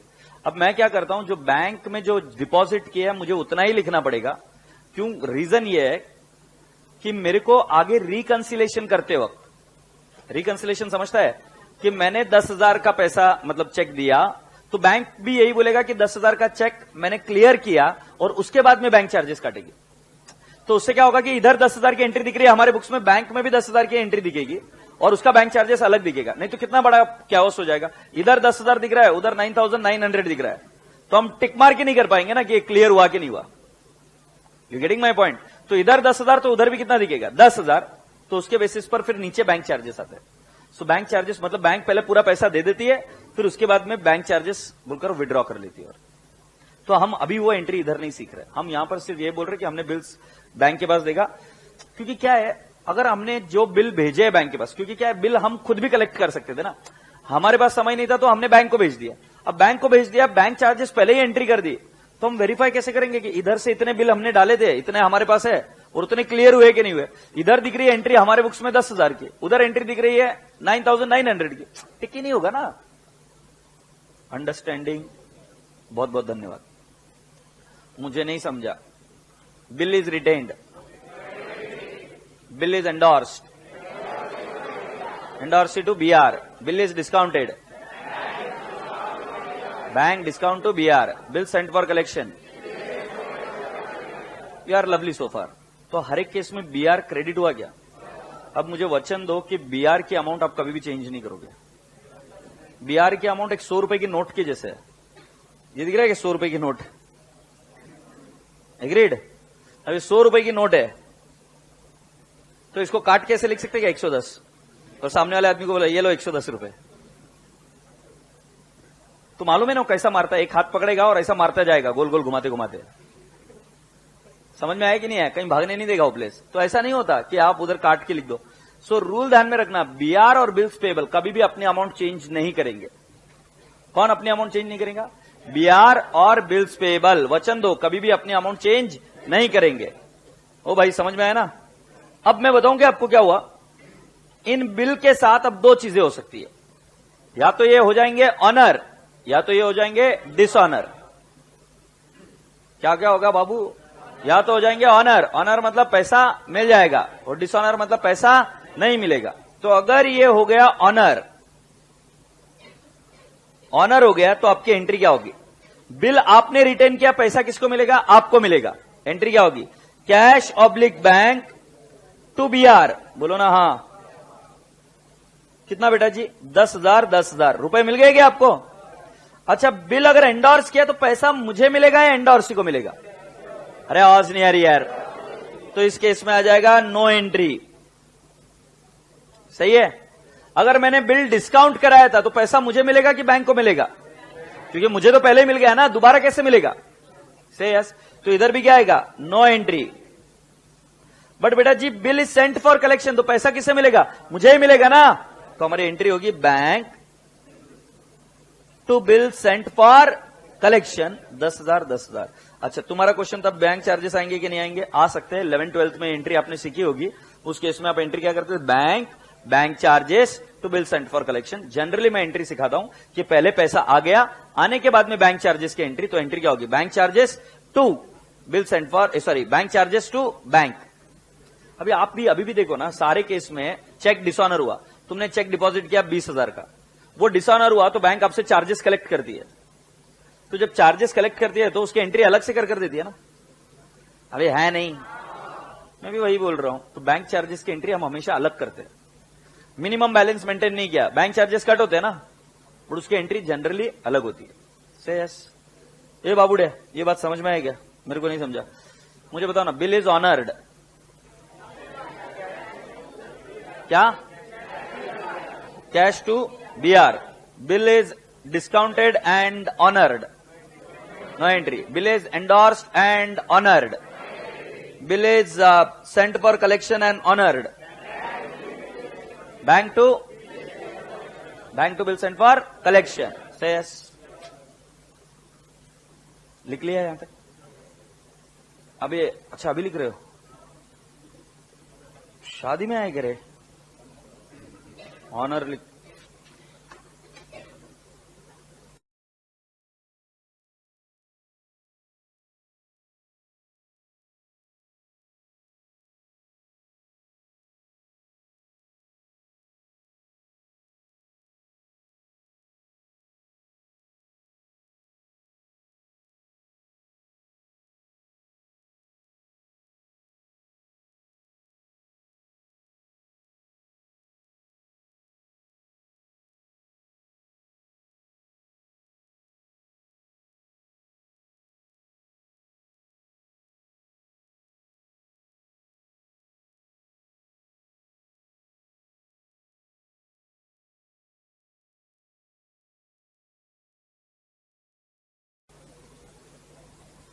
Shall I go ahead? Let's go on and discuss the next thing. Dishonor. अच्छा मुझे एक बात बताओ, कभी आपके साथ ऐसा कुछ हुआ क्या? आपका दोस्त आपकी गाड़ी ले गया और गाड़ी को ठोक दिया, हुआ है? फिर क्या किया तुमने? क्या किया? मेरे को वो सुनना है। क्या किया उस बंदे के साथ तुमने? पैसे वसूल किए। कौन है बंदा? हाथ ऊपर कर दो। अरे डर मत ना, किसने? अच्छा, तुम्हारे दोस्त गाड़ी लेके गया, ठोक दिया, और फिर पैसे वसूल किए तुमने? तूने भी किए? हाँ राइट, ऐसा करते हैं लोग। मेरे साथ में भी ऐसा हुआ, पर मैंने वसूल नहीं किया। क्या हुआ? तेरे साथ में भी ऐसे ही हुआ, तूने वसूल किया कि नहीं किया? हाँ ठीक है। तो दो टाइप के लोग रहते हैं, तो एक होता है वसूल करने वाले और एक होते हैं वसूल नहीं करने वाले। समझ में आ रहा है? अच्छा चलो अपन एक काम कर, तुम्हारे दोस्तों में ऐसे कोई दोस्त है क्या मतलब एक एक नग रहते हैं कुछ कुछ। मतलब मैं सिर्फ समझा रहा हूं, अभी भी बिल्स ऑफ एक्सचेंज है। तुम खाना खाने गए और खाना खाने गए, तुम 4 चपाती खाए, दूसरा वाला 2 चपाती खाया, एक ने चिकन मंगाया, दूसरे वाले ने वेज खाया। जो पैसे डिवाइड होते हैं तब मैं 2 ही चपाती खाया, तू 4 खाया, तेरा पैसा ज्यादा, ऐसे है ना इस क्लास में? अच्छा है तो अपन नाम नहीं पूछेंगे, बहुत गंदा लगता है, बट एनी विच वेज ऐसा लोग करते हैं। तुमको समझ में आया कि नहीं है? तो कुल मिलाकर तुम क्या ओनस डालते हो मैं तुम्हें बता रहा हूं। तुम्हारी मतलब बुद्धि, जो व्यवहारिक बुद्धि है उसको जागृत करो तो ये समझ में आएगा। उसमें तुम क्या करते हो, तुम सीधा बोलते हो भाई देख तूने ज्यादा खाया है, तेरा पैसा है, तू भरेगा, बात खत्म। तूने गाड़ी ठोकी है, गाड़ी मेरी रहेगी, बट तेरे वजह से खर्चा आएगा, तू पैसा बियर करेगा, बात खत्म।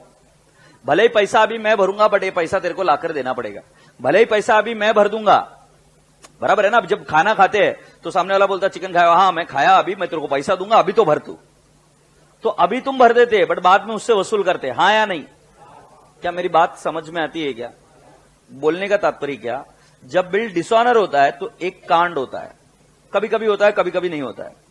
क्या होता है? एक कांड होता है। कांड का मतलब समझते हो? एक प्रॉब्लम क्रिएट होती है।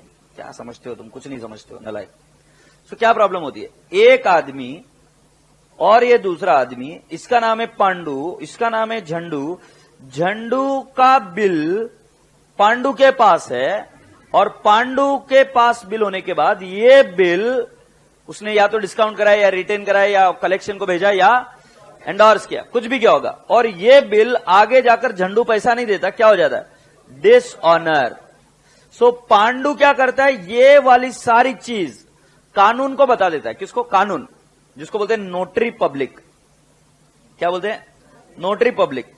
नोटरी पब्लिक ये लिखकर ले लेता है कि हाँ ये बिल पैसे आने चाहिए थे, नहीं आए, ये पैसे डिसऑनर, मतलब ये बिल डिसऑनर हो गया।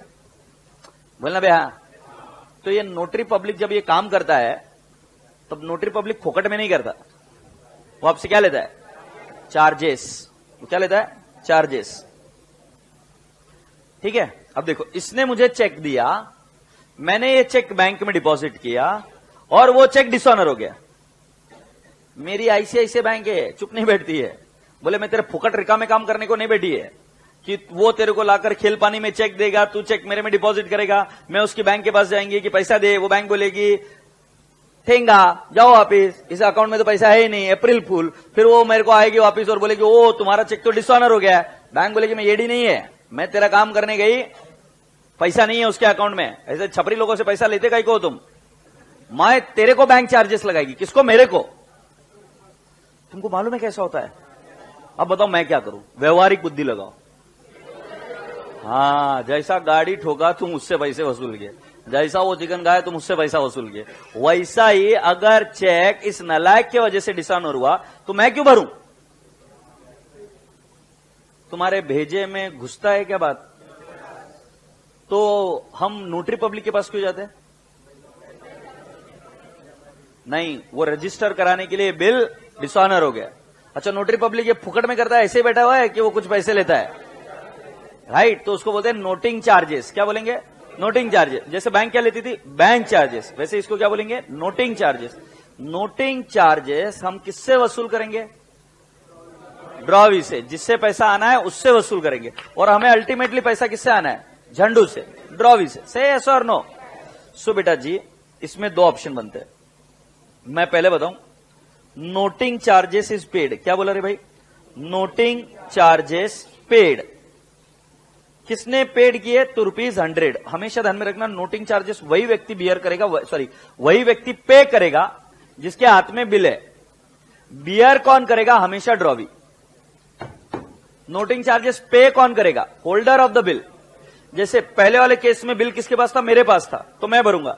दूसरे वाले केस में एंडोर्सी के पास था, तो कौन भरेगा? एंडोर्सी।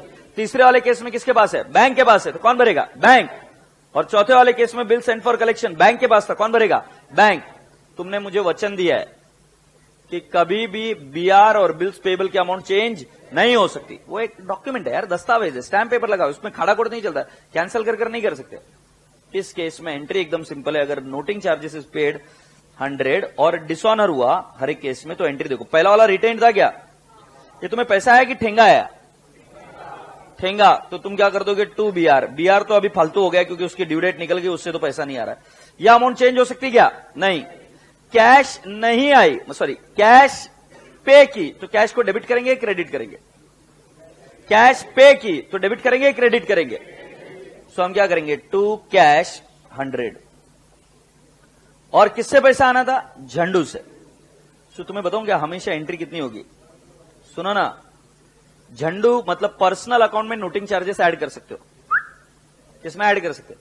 पर्सनल अकाउंट में नोटिंग चार्जेस ऐड कर सकते हो। बीआर बिल्स पेबल में कभी भी नोटिंग चार्जेस ऐड नहीं कर सकते हो। इस एंट्री का अगर अनुवाद चाहिए हिंदी में तो देखो, झंडू को कहेंगे तेरे से 10,100 रुपए आने हैं, बिल्स रिसीवेबल के 10,000 रुपए, और 100 रुपए किसके आने के? Noting charges. अगर तुम्हें याद होगा तो झंडू को हमने माल बेचा था 10,000 का, जब बिल्स रिसीवेबल मिला था तो झंडू के अकाउंट को हमने रिवर्स कर दिया था, बीआर टू झंडू, तो झंडू का अकाउंट नलीफाई हो गया था। बट अगर वो बीआर सक्सेसफुल हुआ ही नहीं, पैसा आया ही नहीं, तो हम वापिस क्या बोलेंगे, झंडू तेरे से पैसा आना है टू बीआर टू कैश से यस। अच्छा सुनो ना, अगर मान लो एंडोर्सी को दिया है तो नोटिंग चार्जेस कौन भरेगा? क्योंकि मैंने बताया जिसके पास बिल है वो जाके नोट कराता है।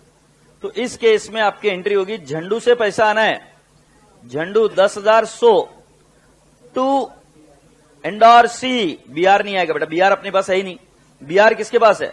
एंडोर्सी। शॉर्टकट क्या सुनो, जिससे पैसा आना है उसको डेबिट, जिसको देना है उसको क्रेडिट। देखो तुमने एंडोर्सी को भी डेबिट किया था ना, ये देखो एंडोर्सी को डेबिट किया था, क्यों? क्योंकि तुमने बोला तुम्हारा पैसा दे दिया।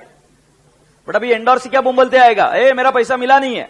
तो अपना रूल क्या है, जिससे पैसा आना है उसको डेबिट, मतलब उससे रिसीव करना है, और जिसको हमने पेएबल था उसको रिवर्स कर दिया था, तो उसको क्या बोलेंगे, तुझे वापिस पेएबल है। अरे भाई हाँ या नहीं? सो रूल क्या बना बेटा जी, जब बिल हमारे पास ना हो तो हम बीआर शब्द यूज नहीं कर सकते। तब एंट्री क्या होगी, जिससे पैसा आना है उसको डेबिट, जिसको देना है उसको क्या, क्रेडिट। मुझे आवाज नहीं आ रही, क्या बोलेंगे? झंडू टू एंडोर्सी से यस।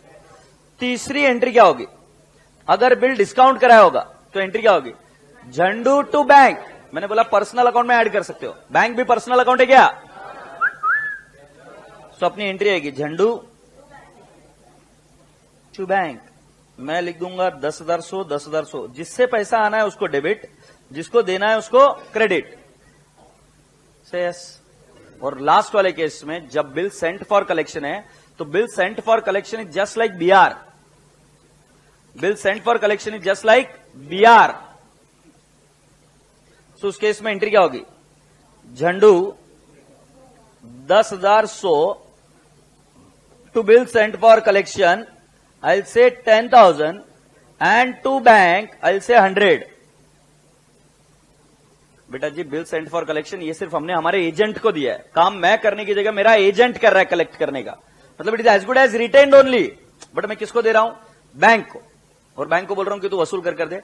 सो बैंक क्या करता है, बैंक क्या करता है, झंडू को 10,100 रुपए आने हैं, ये हमको पता चल गया क्योंकि हमें 10,100 ही आने हैं। बैंक बोलता है कि 10,000 का बिल ऑनर नहीं हुआ, तो मैंने नोट करा लिया आपके बिहाफ में, उसके 100 रुपए लगे टू बैंक, आपके बैंक खाते से वो पैसा निकाल दिया से यस और नो। इधर आपने पे किया था, इधर आप पे नहीं कर रहे हो, इधर वो आपके बैंक में से निकाल लेते हैं से यस। सो एक ट्रिक दूं क्या, जब बिल डिसऑनर होता है तो नोटिंग चार्जेस पर्सनल अकाउंट में ऐड होगा, और हमेशा किसको डेबिट करोगे, ड्रॉवी को। ड्रॉवी को हमेशा बिल के अमाउंट प्लस नोटिंग चार्जेस से यस। तो एंट्री क्या होगी, ड्रॉवी अकाउंट डेबिट, पहले वाले केस में टू बीआर टू कैश, दूसरे वाले केस में ड्रॉवी टू एंडोर्सी 10,100 10,100, तीसरे वाले केस में ड्रॉवी टू बैंक 10,100 10,100, चौथे वाले केस में drawee 10,100 to bill sent for collection 10,000 to bank 100। तुम्हें समझ में आ रहा है कि हर केस में हम ड्रॉवी को डेबिट कर रहे हैं। मीनिंग क्या है, तेरे से पैसा आना है, जिससे पैसा आना है उसको डेबिट, जिसको देना है उसको क्रेडिट से यस। जैसे सेकंड वाले केस में तुमको एंडोर्सी से देना था ना, तो तुमने उसको वापस पेएबल बना दिया।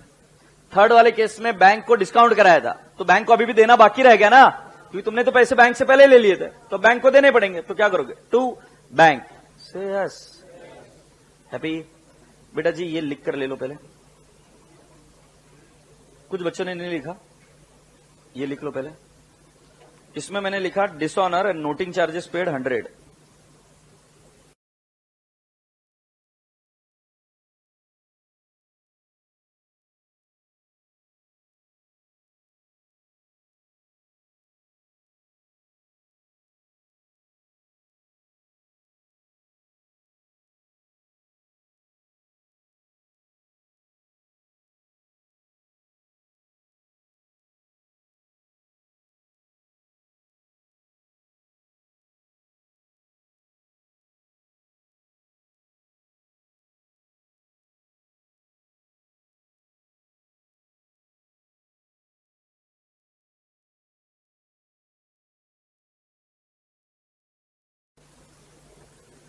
Can we go ahead to the next step?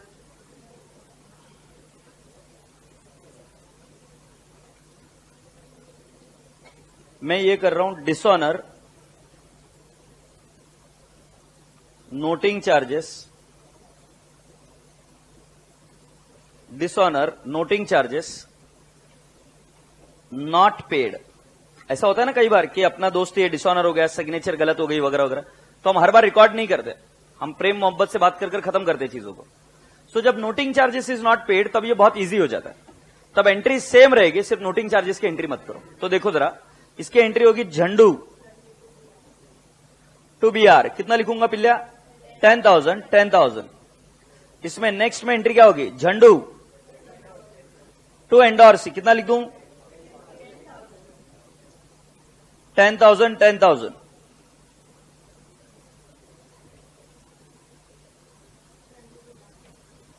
ये 10,000 लिखा है बेटा, ये पेन चला नहीं तो फिर वापस लिख दिया तो हाँ, अब बस। अच्छा, अभी इधर क्या लिखेंगे? झंडू टू बैंक, कितना? 10,000, 10,000। और नेक्स्ट झंडू to bill sent for collection 10,000, 10,000। Happy? Yes.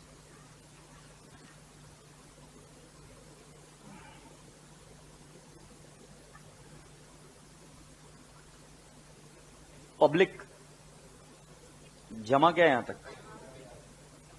अब मेरी एक रिक्वेस्ट है, ध्यान से सुनो। सुन रहा है क्या तू? मैंने जब लेक्चर शुरू किया था तब मैंने एक चीज कही थी आपको कि मैं बीच में ब्रेक दूंगा। मैं एक भी बच्चे को बोल रहा हूं आगे नहीं जाना है जब तक ये परफेक्ट ना हो जाए और जब तक आपको इसमें समझ में ना आ जाए। तो जब मैं नेक्स्ट सेशन में बैठूंगा तब आपको पहले मुझे आपकी क्वेरीज बतानी है। अगर क्वेरीज नहीं है तो फिर मैं आपको क्वेश्चन पूछूंगा, क्योंकि ये पूरा टॉपिक इस पर बेस्ड है। देखो, दो चीजें इस टॉपिक में, एक है कैलकुलेशन पार्ट और एक है एंट्रीज। मैं दोनों चीजों को अलग अलग कर कर डील करता हूं। तो पहले हमारे दो दुश्मन है, एक कैलकुलेशन पार्ट और एक है जर्नल एंट्रीज। जब तक आपकी जर्नल एंट्रीज परफेक्ट नहीं हो जाती मैं कैलकुलेशन के बारे में सोचूंगा भी नहीं। समझ आ रहा है? तो ये चैप्टर पूरा बेस्ड है जर्नल एंट्रीज पर। इधर आपसे इंस्टीट्यूट जर्नल एंट्रीज पर कमांड करने की अपेक्षा रखती है।